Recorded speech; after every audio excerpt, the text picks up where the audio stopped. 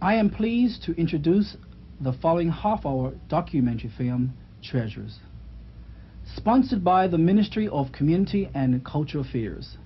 This film is one of a series of documentaries in which we will take a look at the past, as seen through the eyes of some of Bermuda's senior citizens. We think that you will find their stories both entertaining and revealing, as they relive Bermuda's past and compare it with the present.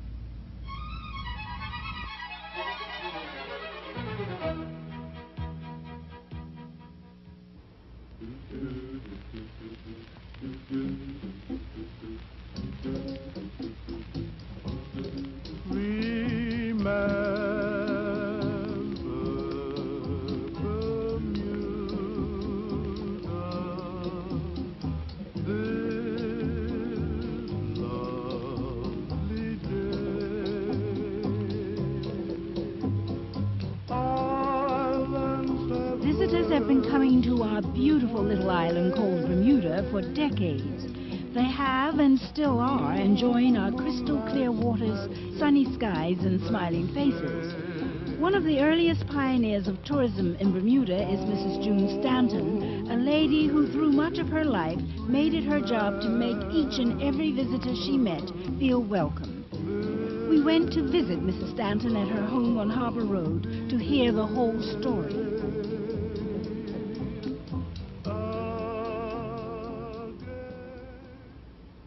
Well, my first husband and I spent our honeymoon driving across the United States of America because he was about to be assigned to a squadron on board the aircraft carrier that became known as Fighting Lady. And so we stopped, and on the way we had a car, and you weren't supposed to be having a car in those days because there was a great deal of gas rationing, but we did. And we drove all the way across and stopped in all sorts of little places, particularly as we've got further out west in Yosemite and places like that, where there were little log cabins and little cottages among the trees, and we always said it would be wonderful to come back to Bermuda and have little cottages like that that people could come and stay in with their families or just with each other. So when we finally got back to Bermuda after the war was over, we took over a place called the Reefs Beach Club, which had just been built by a group of young men who'd come back from the war, and they picked a beautiful spot, and they had it beautifully designed with a semicircular dance floor and a place where everybody could dine and watch the waves and hear the surf.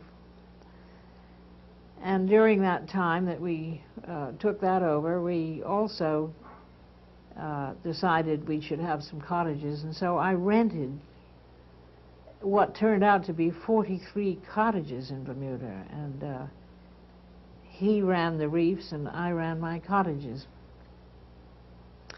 And I had luckily I got a partner, so we divided the island in half, and her half was from Cobb's Hill Road west and my half was from Cobb's Hill Road to the east.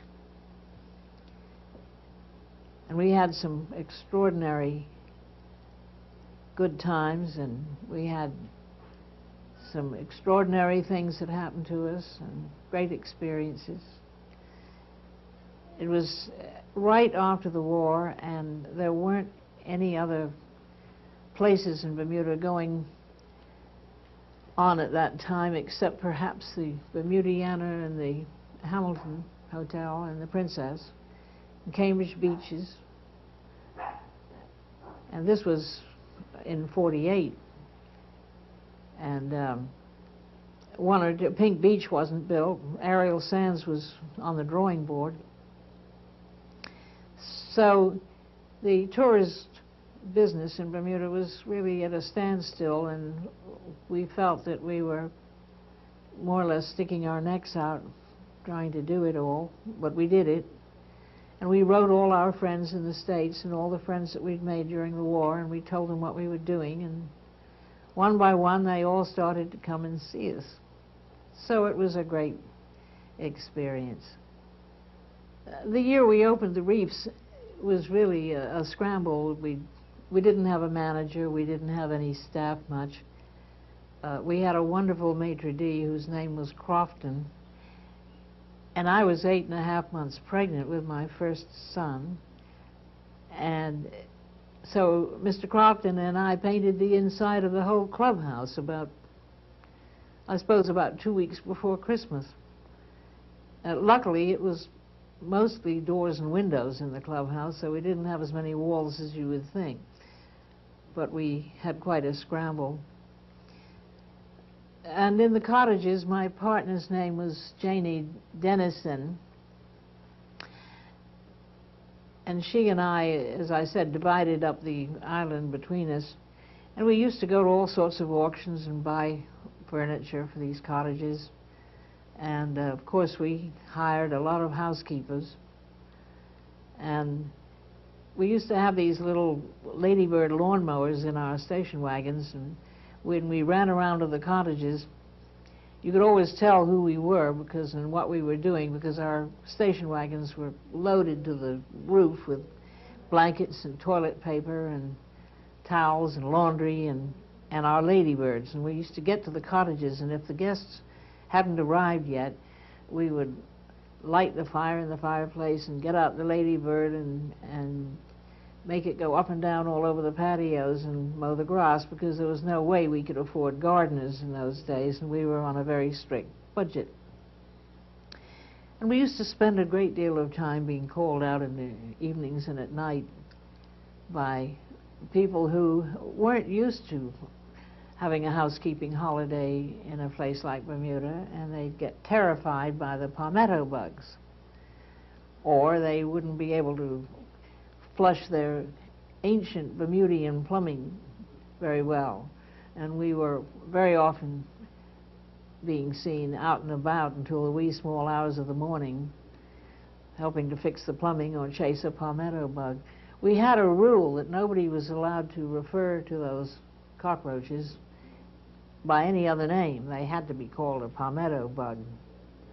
And I think it helped a great deal. But we used to also tote around a lot of groceries, and we used to entertain all the guests twice a week at our houses. We used to have as many as 80 people for cocktails. And they were all very interesting people. A lot of writers and a lot of interesting people who were just getting into TV and the media. And it was a wonderful life that we had. It was very, very stimulating and very, very interesting. Then in 1956, we decided to build Marley Beach. We were offered Marley Beach for sale. And actually, my husband was away at that time, so I bought it anyway, because it was a very fine location. And it had a beautiful little beach, and it was near everything. And the bus stopped right outside going along the South Shore, so that was a great plus for it. And we built 5 houses there, which each house contained a larger unit and a smaller unit, which could be either closed off or opened up. It was all considered very modern in 1956. And there were 3 other houses already on the property, which we renovated. And with the one nearest the road, we made into an office, and we got started there. Later on, some more people built further up the hill, and later still on, some people who stayed in the cottages wanted to purchase them and still go on renting them to the company. And so we went in that direction as well, and we let go some of our outlying cottages, which we were finding it a bit hard to get there. It was a little too far for us to be running out there to jiggle the toilet handles for the guests so late at night. And we concentrated our efforts more on the central part of Bermuda and the central parishes. In 1969, I bought a very small house in Paget and started to renovate it. My children were all grown up by then and their educations were finished, and I thought it would be very nice to be able to have a place for them to come to and stay. And I started to renovate it and wave my arms around at the workmen. We had Berland and Company do the renovations, and every day when I got there, I decided I wanted another wall built over here, or another circular terrace built over there, or I wanted to pull out another window or put another door in. And finally, the foreman of the job came up to me one day and he said, "You know," he said, "this place is going to cost you a pretty penny." And I said, "That's what we're going to name the house." Well, it did cost a pretty penny, and so we decided it would have to be part of my guest house operation. And the downstairs pool house and the guest room became part of our licensed premises. And at that point in my life, a very charming young lady came to work for me as a housekeeper. And I might say that all our housekeepers at Marley Beach and Bermuda cottages were all simply wonderful. I think they never were late for work, and they were very conscientious about being there for the guests, and they were very, very aware that when you were a cottage housekeeper, you had to be a psychiatrist and a marriage counselor and a cruise director and all the other good things that happen with good cottage housekeepers. So at Pretty Penny, we were looking for a good housekeeper to help at Pretty Penny, and along came Loretta, who was the niece of one of our finest housekeepers, who was named Mrs. Joel. So Loretta grew in stature at the same time that we grew. We added on various cottages and additions to Pretty Penny over the years, and we became very well known and famous. And we did more and more landscaping and decorating and made it really charming, and Loretta grew with us. And the way she was able to handle the guests and the way she would turn to in times of stress, like when you have a bad storm or when things aren't going quite right, was truly remarkable. Well, in 1969, when we got Pretty Penny, and we had it, my present husband and I, until 1984, when we sold it to my son Stephen Martin, who graduated cum laude from Cornell Hotel School. And we had a lot of fun with Pretty Penny, and people who came back year after year and still do, and I know that my son and his wife are having and will have the same wonderful times that we had. And we'll continue to run it as a charming, cozy little place. It became very, very famous and very well known. And the little pool and the landscaping were very attractive. But my husband and I are very busy running Marley Beach, which we have almost rebuilt in the course of 10 years. And now we have more or less have our offices in the house here, where we can keep a strict eye on things. Running a cottage colony like Marley Beach requires very nearly 24 hours a day.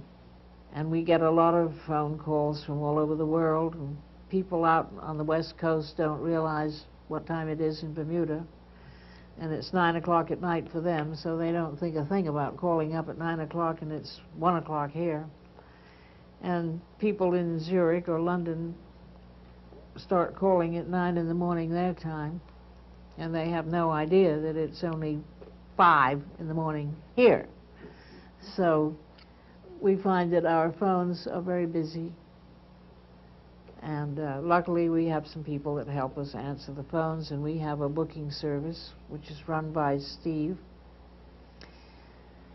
And so Marley has, over the years, prospered and done very well, and we have a lot of people who come back year after year, and also a lot of honeymooners. And we have a lot of babies who've been named Marley. And we get a Christmas card from a few of them, too. As a result of having furnished and fixed up all these cottages, a lot of people became interested in what I was doing and asked me to come and fix up their places, too. And quite shortly, I had a very active decorating business going, and lots of our guests who had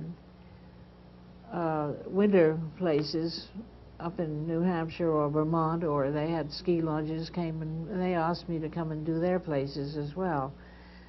So I ended up with an office in New York where we could purchase things for them, and I spent many months of the year visiting those clients and doing things for them besides doing my Bermuda cottages.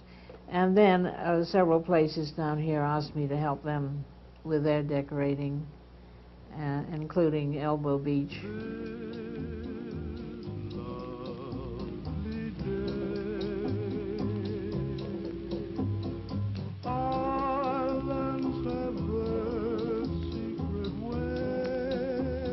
Well, you might think June Stanton's life has been one big vacation, even if it was someone else's. But let's go back to the very beginning. Well, I suppose you could say that it all began with my mother and father meeting in Bermuda during the war. I believe it was at a ball up at Government House, and my mother was home for the holidays. She was studying in France, and of course my father was deeply involved in the war in the Royal Navy. He was sent to all kinds of places during the war, and he came out here for a short while, and they fell in love.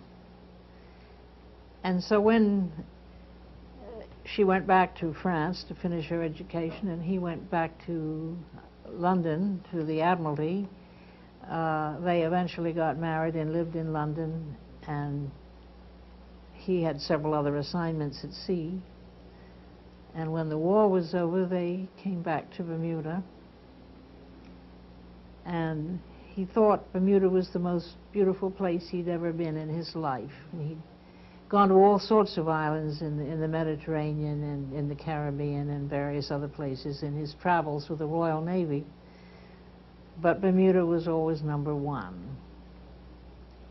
So they settled down and had a family, and eventually my sister and I were part of that family. And we grew up in Bermuda in those days, where there were no paved roads. Roads were all white and powdery, and there were nothing but horses and carriages and bicycles. Lots of chickens, lots of livestock and dogs and cats around our houses, lots of farming going on around and about. And we had a very happy upbringing in Bermuda. I don't think many children are lucky enough to be born near the water and be able to swim almost all year round and have lots of things to do. We spent our childhood climbing trees and swimming. And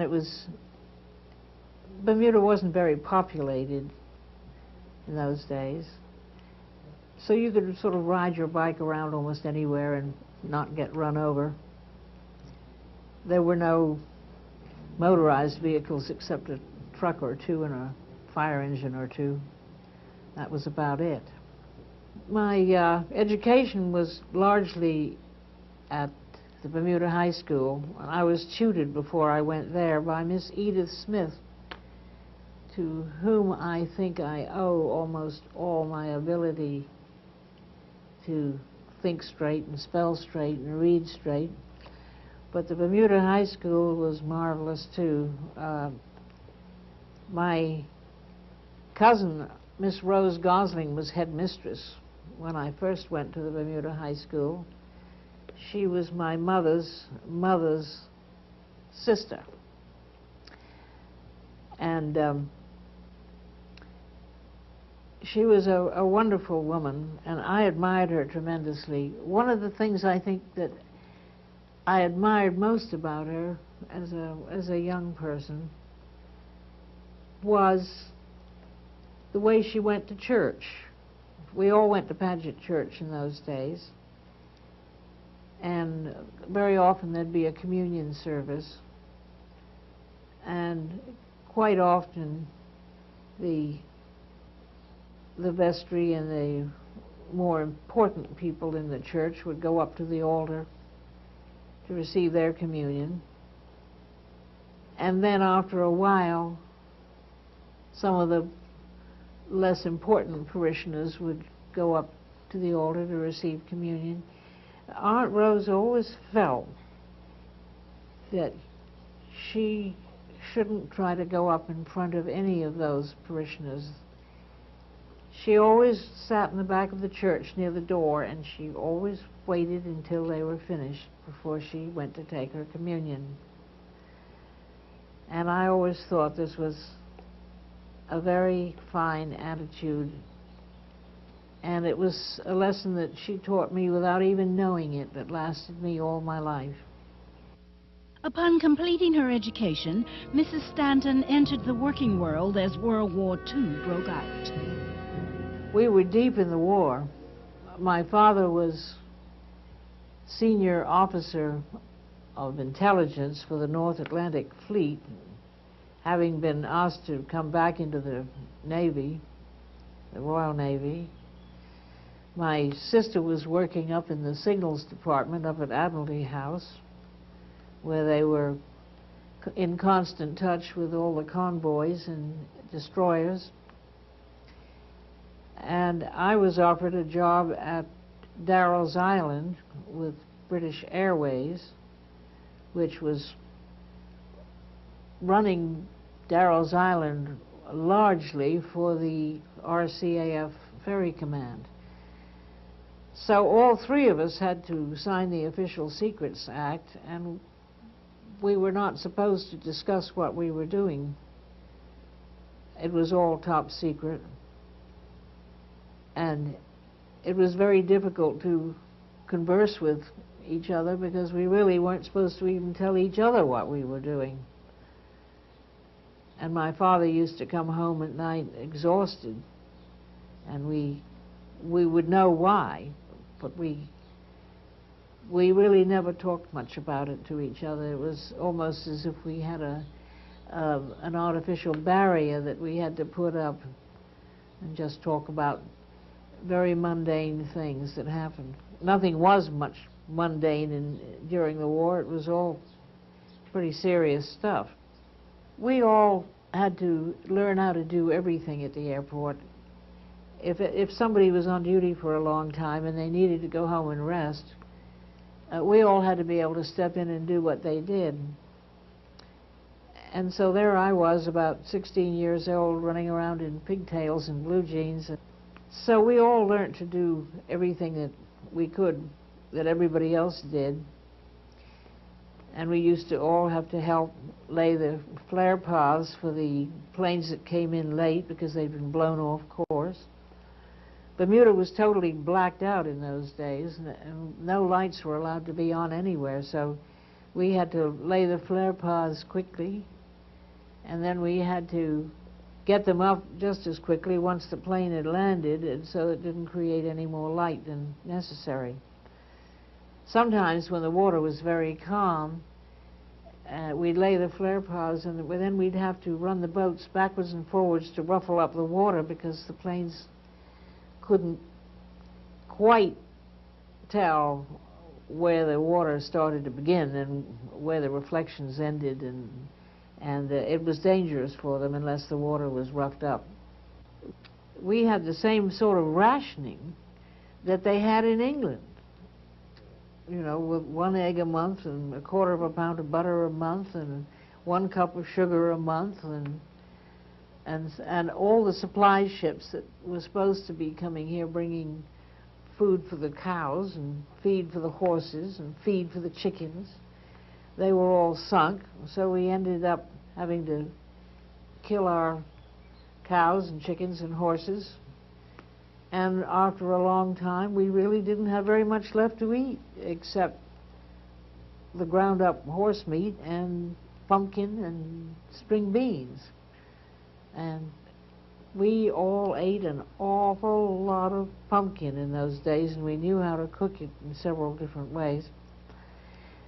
But we all never thought anything about all this. We really, as young girls, we hadn't really known any other kind of a life much anyway, so we just took down our grandmother's old curtains and things like that and made ourselves another evening dress out of it. And you couldn't get shoes. There was no way anybody could get shoes.